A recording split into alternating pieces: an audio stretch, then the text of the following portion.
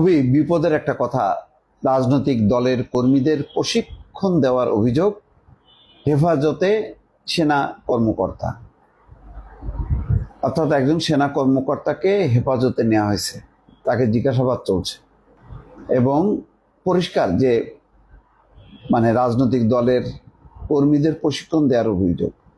সেটা কি কার্যক্রম নিষিদ্ধ হওয়া বলার অপেক্ষা রাখে না। এটা আওয়ামী লীগ। আওয়ামী লীগের নেতাকর্মীদেরকে কি প্রশিক্ষণ দিচ্ছিল? কি এমন প্রশিক্ষণ দিয়ে কি গেরিলা যুদ্ধ করবে?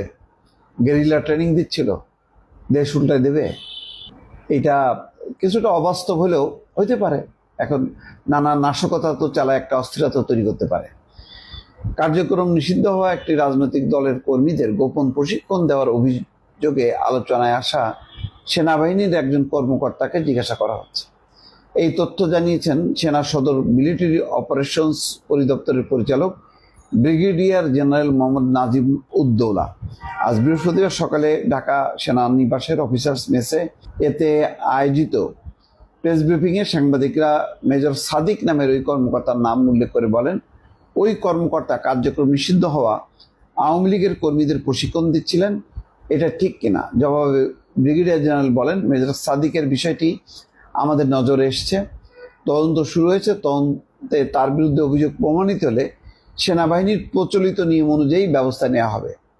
তিনি আরও বলেন, এটি একটি স্পর্শকাতর বিষয়, তাই তদন্তাধীন অবস্থায় এই বিষয়ে বিস্তারিত মন্তব্য করা সমীচীন হবে না। এই সময় পার্বত্য চট্টগ্রামের পিডিএফ এবং অন্যান্য গোষ্ঠীর তৎপরতা সম্পর্কে কথা বলা হয়। কিন্তু এটা খুব অবাক ব্যাপার। আওয়ামী লীগ তাহলে নানাভাবে সংগঠিত হচ্ছে, তারা সামরিক প্রশিক্ষণ দিচ্ছে, বোঝাই যাচ্ছে। একজন সেনাবাহিনীর তত্ত্বাবধানে কি নিবে? নাশকতা। এবং এই কর্মকর্তা কি আসলে এতই রাজনৈতিকভাবে উদ্বুদ্ধ যে সেনাবাহিনী তো আমরা মনে করি যে সব দল মতের ঊর্ধ্বে একটা আন্তর্জাতিক প্রতিষ্ঠান, সেখানে কর্মরত থেকে এই বিএনপি আওয়ামী লীগের পেছনে জড়ায় যাওয়া, এখানে তার বিএনপি না, এখানে আওয়ামী লীগ, এবং পরিষ্কারভাবে বলছে এটা তো ভয়ঙ্কর বিপদের কথা।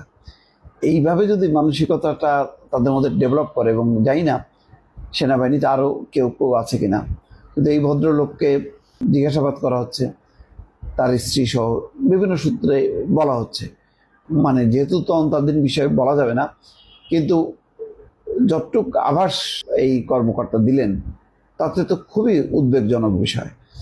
এই লাইনে যদি আওয়ামী লীগ ধাবিত হয়, যদি তারা মনে করে যে ট্রেনিং দিয়ে